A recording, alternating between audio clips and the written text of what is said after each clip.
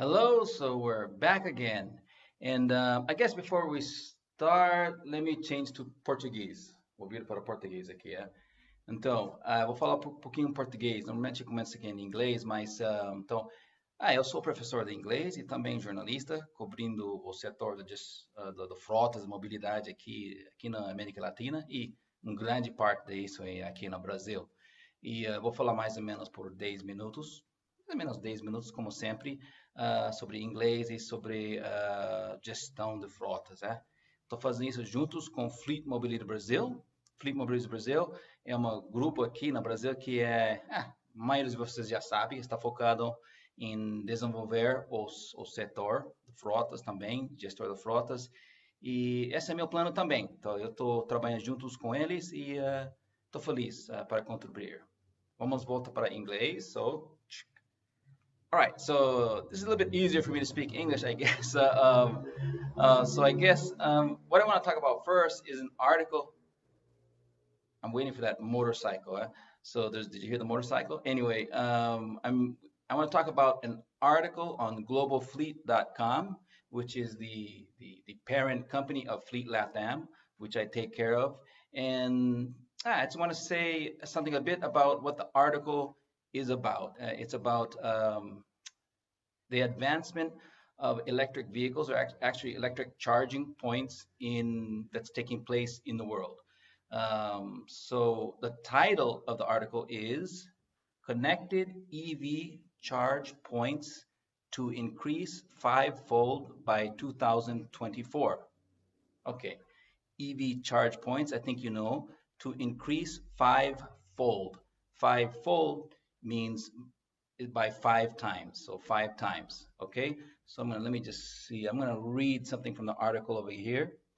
What did it say? It said over here that the number of connected EV charging points in Europe and North America will grow from 900,000 in 2019 to 4.4 million in 2024, an almost fivefold increase in just 5 years.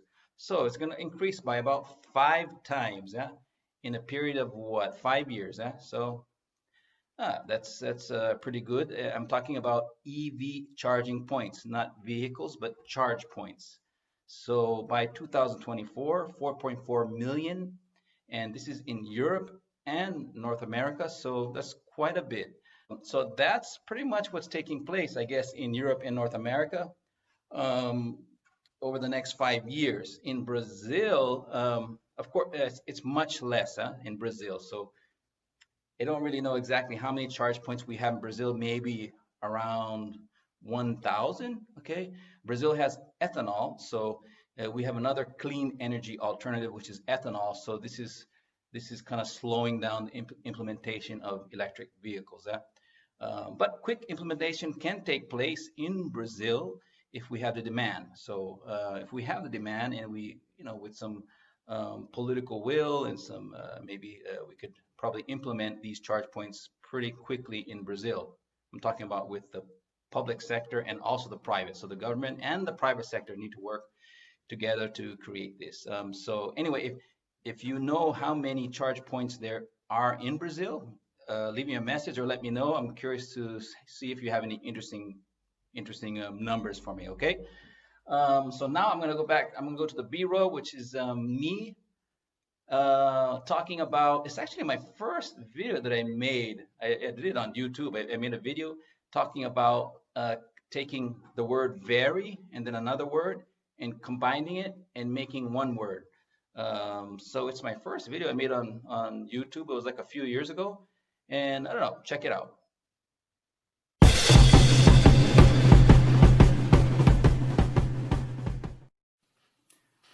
Hello, this is Daniel. I'm a journalist in Brazil and also an English teacher here. Aqui é Daniel, eu sou jornalista no Brasil e também sou professor de inglês. Eu fiz esses vídeos, esse é meu primeiro vídeo do YouTube. This is my first video on YouTube, so I made this for my English students so that they can check out my videos and maybe give them some tips and learn a little bit more. So eu fiz esse canal, estou fazendo esse canal para ajudar meus alunos e dar algumas dicas sobre aulas de inglês, sobre inglês. E então, hoje, o que eu quero falar? Eu sou do Havaí, quero falar com você. Sou do Havaí. Algumas pessoas me perguntam, Havaí? Esse país é bonito, é? Não, Havaí é Estados Unidos, ok? What I'm telling them in Portuguese is that Hawaii, I'm from Hawaii, and Hawaii is the United States. Today, I want to talk to you about the 10 words that you can use in the place of very something, ok? Hoje vai falar algumas coisas, ou 10 palavras você pode usar no lugar do very uma coisa. Então, primeiro é very noisy. Pode usar deafening, deafening. Okay, so for example, the explosion was deafening. Deaf, o que é deaf? Deaf quando você é surdo. Então, uma coisa que tem muito barulho, você fica surdo, não é? Então, nós pode falar isso. The explosion was very noisy. Or the explosion was deafening. The explosion was deafening. Number 2, very painful. O que nós pode colocar no lugar da very painful é excruciating. When I broke my leg, it was excruciating. So, it hurt a lot. It hurt a lot. Vamos para o número 3. O número 3 é very perfect. Flawless. We can use the word flawless. The design of the car was flawless. Já vi alguns vídeos do fabricantes dos carros, Ferrari, assim, parece flawless, parece flawless. Então, the design of the car was flawless, or it is flawless. Number 4, very powerful. No lugar de very powerful, we can say compelling, compelling. The president's speech was compelling. It was very powerful. It made an impact. Number 5, very rainy.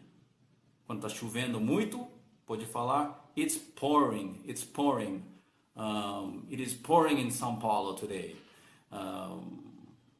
Pouring, como fala, quando você despejando água no balde. Então, Deus está despejando água no nosso, muito água. Então, pouring, é? Number 5, are we on 5? No, number 6, right? Number 6. Very rich. Very rich, okay, could be... No. Tinha um problema aqui e meu câmera acabou com memória, eu acho que então... Quando você que grava coisa no YouTube, checa que você tem memória suficiente. My camera ran out of memory, so I had to restart it again, but I'm pretty sure this is common in the YouTube world. Anyway, so, for number 6, para o número 6, vou voltar para o número 6, não é? Very rich. Very rich is wealthy. We can say the word wealthy. So, Bill Gates is wealthy. So, Bill Gates is very wealthy. Very, very wealthy. So, muito rico. Number 7, very sad. Very sad. Okay. Sorrowful. Losing a family member is a sorrowful moment. Number 8, very scary. Chilling. So we can say chilling for very scary. Quando é muito scary, como falar assustado? Assustado, não é? Chilling. Okay? So swimming with sharks is chilling. Eu falei outro, número 6 o número 7 é sorrowful, é very sad, é muito triste, é? Não sei se eu falei com isso ou não, mas... Ok, vamos para o número 9, não é? Very short. Very short. Short é curto, não é no baixo. Very short is brief. So, I will give you a brief tour of our office, or of my house. I will give you a brief tour. Eu vou dar um tour para você, muito curtinho, uns 5 minutos. And finally, number 10 is very serious. We can say grave. Parece português, muito sério, pode ir grave, não é? Em inglês é grave. Preste atenção como você soletra, ele deve ser parece grave, mas é grave, very grave. Going through bankruptcy is a grave situation for any company. O que é bankruptcy? Bankruptcy é uma falência da companhia. É muito sério, não é? So, going through bankruptcy is a very grave situation for any company. Anyway, so That's the 10 words, vocabulary that you can use instead of very. And I use this as my first video because it's pretty easy to explain, but I'll do more videos later.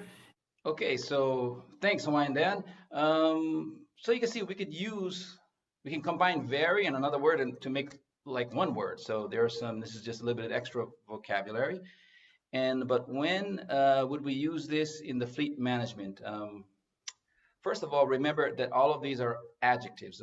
Okay, so an adjective you put in front of a noun. So I guess we can use like the word flawless. So we can use like a flawless design. So imagine you're looking for a car, and there are some car brands that are like very flawless. Usually they're more expensive, and there are no mistakes at all on them. It has a flawless design. What else? Compelling. Compelling was another word. What you're looking for is a compelling offer. Imagine you are trying to close a deal with a leasing company, or maybe with a manufacturer, an OEM. You're looking for a compelling offer. And brief. Let me talk about brief. So brief. Sometimes when you're trying to crack a deal with someone or make a deal with someone or a company, they first give you a brief presentation. So it's a brief presentation of what they have to offer you.